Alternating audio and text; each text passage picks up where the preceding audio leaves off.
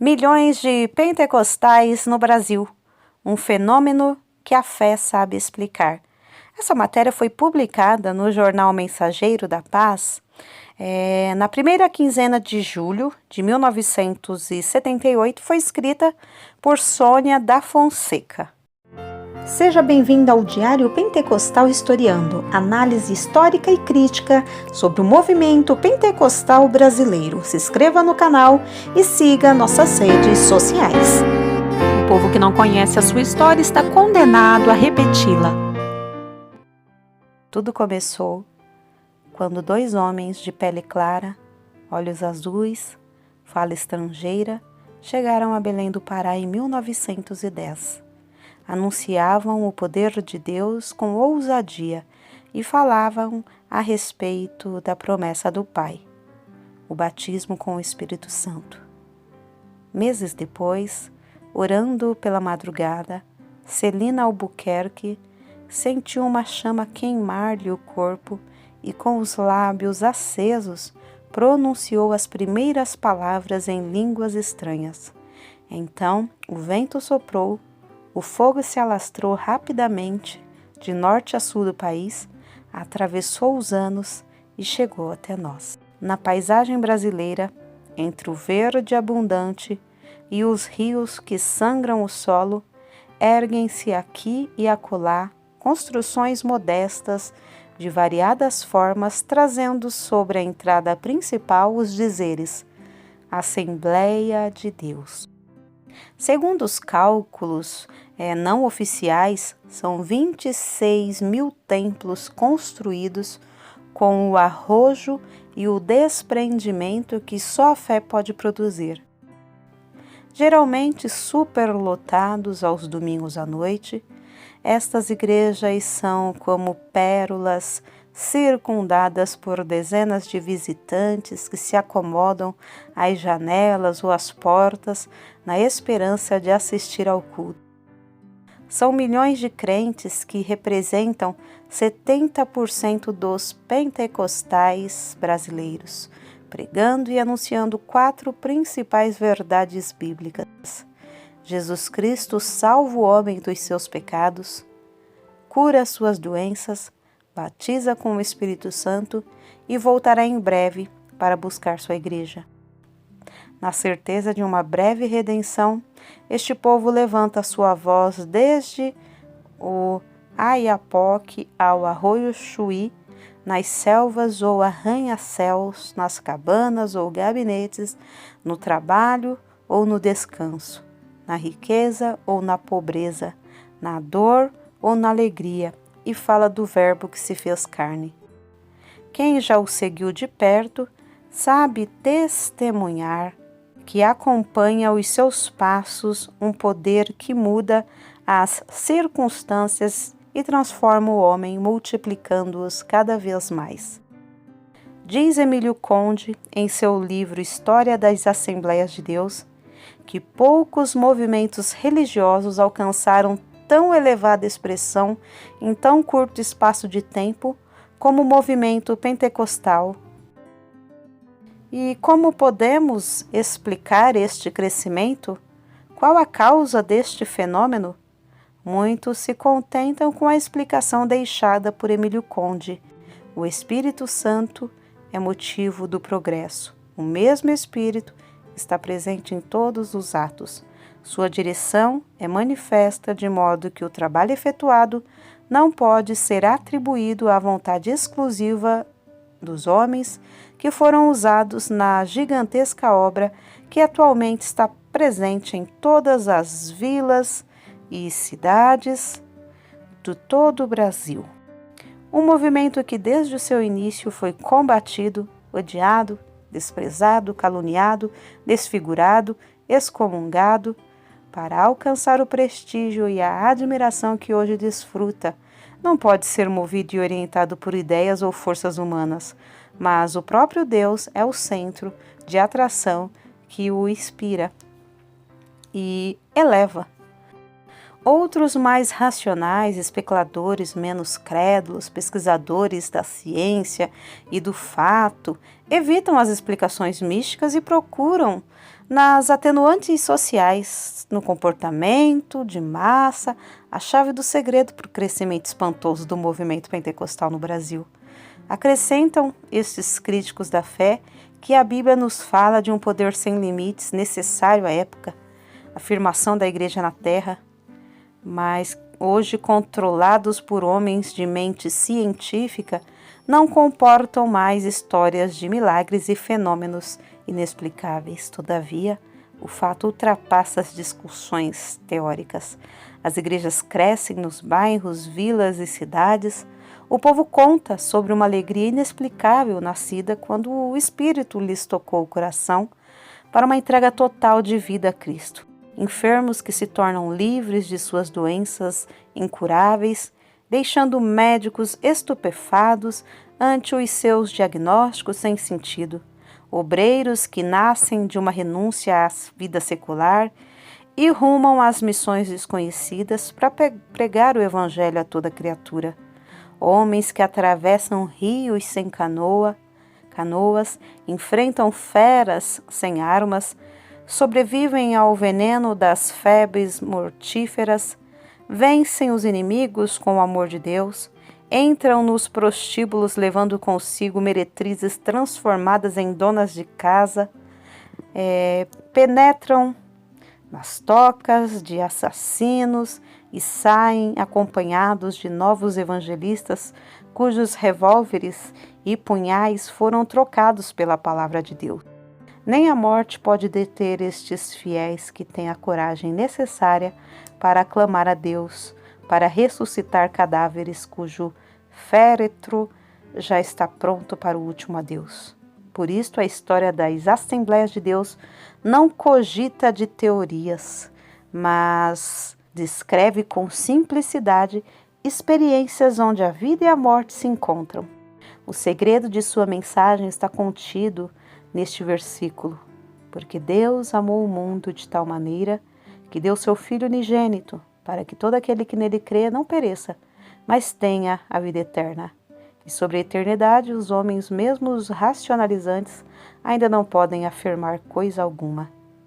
O mesmo fogo que se dimentou a alvorada da igreja continuou ardendo através dos séculos como um fio escarlate estendido sobre o tempo e chegou até nossos dias.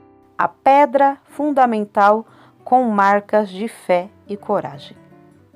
Na Igreja Batista de Belém, 2 homens altos de origem sueca, pele irritada pelo calor dos trópicos, anunciavam com vigor a mensagem pentecostal. Jesus Cristo era o mesmo ontem, hoje e eternamente, estava pronto para derramar suas bênçãos na vida de todo aquele que crê. O batismo com o Espírito Santo era para os nossos dias e quem buscasse podia receber todas as dádivas de Deus. No coração das irmãs Celina Albuquerque e Maria Nazaré, a fé explodiu. Partiram para casa e no aconchego da madrugada determinaram permanecer em oração até que fossem queimadas com o fogo do Espírito. No 5º dia de busca foi confirmada a pregação dos missionários. À 1h da madrugada, no dia 2 de junho de 1911, na casa da rua Siqueira Mendes, 67, algo extraordinário acontecia na cidade de Belém do Pará. Uma mulher falava em línguas desconhecidas, a exemplo dos primeiros apóstolos no dia de Pentecoste, e a alegria e o gozo que acompanharam esta experiência não deixavam dúvidas quanto à sua origem. O mesmo fogo que sedimentou a alvorada da igreja continuou ardendo através dos séculos como um fio escarlate estendido sobre o tempo e chegou até nossos dias. Mas o fato não deixou de ter suas consequências. No dia 12 de junho, a Igreja Batista convocou uma reunião extraordinária para debater os últimos acontecimentos. Os curiosos sobre o assunto aumentavam e a tocha acesa ameaçava a muitos. Durante a reunião, o dirigente atacou os partidários do movimento pentecostal e propôs que ficassem de pé todos aqueles que aceitavam a doutrina do Espírito Santo. A maioria ficou de pé. Depois de uma oração de mãos erguidas, dando glória a Deus, o grupo rebelde abandonou o local. No dia 18, os 17 pioneiros convidaram os missionários Daniel Berg e Gunnar Wingren para fundarem juntos, na residência de Celina e Maria Nazaré, a primeira igreja Assembleia de Deus no Brasil. A Igreja de Cristo repetiu a sua história, começou nos lares, conquistou as casas vizinhas e invadiu a cidade. Mas contra a igreja que despontava, todas as armas eram lícitas: a crítica, a intriga e a calúnia. O jornal Folha do Norte recebeu um artigo violento contra a Assembleia de Deus. O artigo atraiu a atenção de numerosos leitores e levou muitos a assistirem aos cultos. Um repórter disfarçado também se apresentou numa reunião para verificar de perto os acontecimentos. No dia seguinte, escreveu na sua página: "Nunca vi uma reunião tão cheia de fé, fervor, sinceridade e alegria entre os crentes." Em consequência desta confissão, os curiosos aumentaram as portas dos pentecostais. No entanto, a oposição continuava. As casas dos fiéis eram apedrejadas, os crentes insultados e os cultos prejudicados por tamanha algazarra nas ruas, a ponto de requerer a presença da polícia. O poder de Deus, entretanto, curava os enfermos, libertava os oprimidos e salvava as almas dos próprios inimigos da obra, cumprindo a palavra escrita em Atos: "Aqueles que transtornaram o mundo chegaram também até aqui." O espinhoso caminho para o sul. Os pastores mais antigos, aqueles que ainda perseguiram os rastros dos pioneiros, são unânimes em afirmar: fosse alguém contar todos os milagres realizados por Deus no crescimento da obra pentecostal no Brasil, não haveria papel e tinta que bastassem. Na realidade, antes que o trabalho completasse 2 anos, já havia falta de obreiros. Gunnar Wingren, então, separou o primeiro pastor pentecostal para o ministério, o irmão Absalão Piano, em fevereiro de 1913, em Rio Preto, Tajapuru do Norte. O segundo foi Isidoro Filho, para trabalhar na Estrada de Ferro de Bragança. Outros tomaram o rumo do interior do estado do Pará. Obreiros chegaram em Manaus, Porto Velho, Rio Branco, Maranhão, Teresina, Fortaleza, Natal, João Pessoa, Campina Grande, Recife, Salvador e Espírito Santo.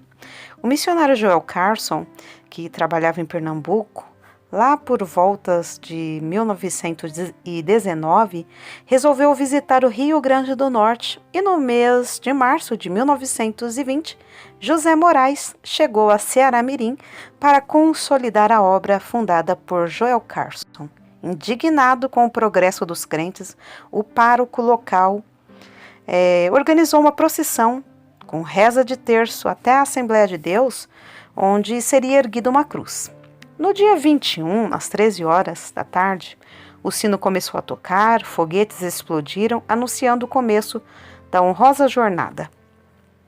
Cerca de 300 pessoas, tendo à frente o padre, uma cruz e as bandeiras, dirigiram-se para a casa de cultos, dando vivas aos deuses em meio a uma atordoante algazarra. A multidão fez a reza e depois o padre perguntou quem era o ministro do evangelho. O pastor Moraes se apresentou e teve oportunidade para falar. O poder de Deus se apoderou do pregador, que passou a anunciar o evangelho. Quando terminou, o padre abraçou diante do povo, enquanto os crentes davam glória a Deus e a multidão dispersava-se calmamente sem compreender o que realmente ocorrera. De outra feita, em Recife, alguém pediu ao delegado que tomasse sérias providências contra os pentecostais. O delegado enviou um soldado para observar a nova seita e fazer um relatório. No salão, cuidadoso em suas anotações, o homem sentiu o toque do Espírito Santo e entregou sua vida aos pés de Jesus. A palavra de Deus fechou com frase de ouro o seu relatório. Em Escurial, no Sergipe, as perseguições foram mais adiante. Os crentes não eram apenas ameaçados e insultados, eram presos diariamente. Homens e mulheres espancados por soldados da polícia militar, que recebiam ordem para castigar os fiéis. A cadeia vivia sempre superlotada de homens simples que tinham a coragem de decidir pela sua fé. Os crentes ganhavam cicatrizes e, quando expulsos da cidade, levavam consigo testemunho dos males que sofreram. Podiam dizer, como o apóstolo Paulo: trago comigo as marcas de Cristo. As senhoras da igreja eram presas e intimadas pelas autoridades a varrer e lavar os templos católicos em sinal de humilhação. Apesar de constrangidas, elas faziam este trabalho pela causa do Evangelho. Quanto mais intensa a perseguição, mais a igreja crescia, desesperando os inimigos. Nestes dias de insegurança, ninguém negou a Cristo. Para conter a igreja que se alastrava, os perseguidores usavam métodos da Inquisição que dominou a Europa na Idade Média. Os crentes eram proibidos de cumprimentar-se com a paz do Senhor, de cantar hinos em suas próprias casas, até que Deus disse basta. O delegado de polícia que executava o plano de perseguição, orientado pelo chefe político local, se desentendeu com o sargento do destacamento e recebeu um tiro à porta da casa em que morava. Logo a seguir, a esposa do chefe político, que fomentava a perseguição, morreu de enfermidade tão terrível que o seu cadáver ficou coberto de vermes, exalando um cheiro que ninguém podia suportar. Pouco depois, o viúvo, cabeça da perseguição, morreu também vitimado pela mesma doença. Uma senhora da sociedade local, cuja voz se destacava em críticas à nova seita, ficou soterrada pelo telhado de sua casa num acidente quase fatal. Outro perseguidor, não se sabe como, foi atirado ao chão por uma cabra e fraturou um braço. Em pouco tempo, os inimigos foram desbaratados e a igreja triunfante, vitoriosa, marchava para novas fronteiras. 12 anos depois, a igreja na capital. Em fins de 1923, alguns irmãos vindos do Pará reuniram-se com alguns cariocas na rua Senador Alencar 17, residência de Eduardo de Souza Brito, para realizar os primeiros cultos pentecostais na cidade maravilhosa. Em pouco tempo, o pequeno grupo ardia na chama do batismo com o Espírito Santo e dons espirituais. Resolveram então fundar a igreja e elegeram Heráclio de Menezes para pastorear interino, João do Nascimento para diácono e Paulo Leivas Macalão para secretário. Tomando conhecimento do que estava acontecendo, a igreja paraense enviou seu pastor Gunnar Wingren à então capital da República. Mas o trabalho cresceu de tal maneira que era necessário se tornar um local espaçoso. A igreja passou a se reunir na Rua Escobar 57, em São Cristóvão. Era o primeiro salão aberto ao público e os visitantes, assim que entravam, podiam ver uma pequena mesa que servia de púlpito e cadeiras de 6.000 réis, as mais baratas da época. Os cultos, no entanto, eram fervorosos, cheios de poder e manifestações sobrenaturais, amadurecendo os frutos que chegaram depressa. Na manhã iluminada do dia 29 de junho de 1924, na Praia do Caju, o pastor Wingren realizou o primeiro batismo nas águas na cidade do Rio, assistido por uma grande multidão. O novo salão inaugurado na rua Figueira de Melo 363 já não comportava os assistentes no primeiro dia de culto, mas a evangelização levou os crentes a realizar o primeiro culto ao ar livre na Cidade Maravilhosa, na Praça da República, dirigido por Paulo Leivas Macalão. A propagação da fé tornou-se, porém, mais intensa no ano de 1925, quando o movimento entre as igrejas de várias denominações se estendeu pelas cidades do Rio de Janeiro. Em poucos anos, o Salão da Figueira de Melo já exigia outro. Reunindo economias, a igreja resolveu comprar uma casa com um grande terreno ao lado, no campo de São Cristóvão 338. No dia 7 de março de 1937, a Igreja do Rio iniciou a campanha para a inauguração do templo, fato que ocorreu no ano seguinte. Enquanto alguns membros da igreja nascente se encarregavam da evangelização dos bairros do Caju e Gamboa, Paulo Leivas Macalão iniciava seu trabalho em Madureira. Corajosos, destemidos, os primeiros arautos reuniam-se ao ar livre, muitas vezes com 4 ou 5 pessoas. A atenção do povo era despertada pelas notas do violino do irmão Paulo e do trombone do irmão Balbino.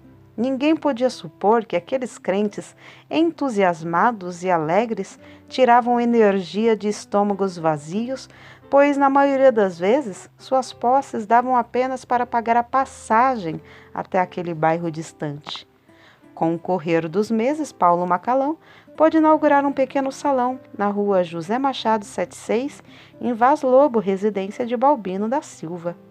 Neste local foi fundada a Assembleia de Deus em Madureira, no dia 15 de novembro de 1929. 6 meses depois, a igreja estava pronta para inaugurar mais um salão para anunciar o Evangelho no Campinho. O progresso cada vez mais crescente exigiu uma mudança para a instalação mais ampla na rua João Vicente, número 7, onde a igreja em Madureira funcionou vários anos antes da construção do seu templo na rua Carolina Machado. Anunciada em tempo e fora de tempo, transmitida pelo esforço dos pioneiros Daniel Berg e Gunnar Wingren, em suas constantes viagens, divulgada pelos crentes que mudavam de estado ou de capital, pregada pelos missionários cheios de zelo e fervor, a mensagem pentecostal atravessou as plantações de café de São Paulo e chegou ao extremo sul do país. Desta forma, a obra iniciada em 1911, fruto do pioneirismo de 2 suecos que ouviram a voz do Espírito Santo a muitas e muitas milhas de distância, chegou ao seu apogeu em 1936, quando a mensagem pentecostal chegou a Goiás, a última unidade da federação a ser atingida pela tocha do Espírito. Contudo, o trabalho não chegou ao fim. Deixou apenas acesa em todos os recantos do país a chama que queima o pecado e prepara vasos de ouro para a última chamada da igreja. Até lá, é preciso prosseguir utilizando recursos dos céus e da terra para buscar as ovelhas sem pastor, perdidas nas trincheiras e valados.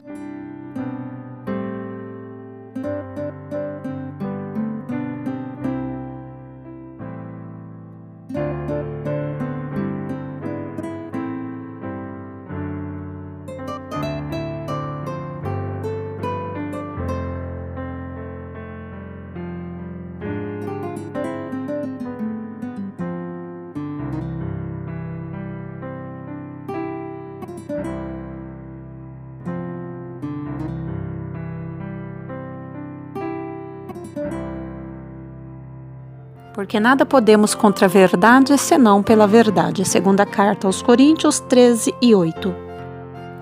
Se você gostou do conteúdo deste vídeo, se inscreva no canal, deixe o seu joinha, compartilhe e ative o sininho para receber do YouTube as notificações dos novos vídeos.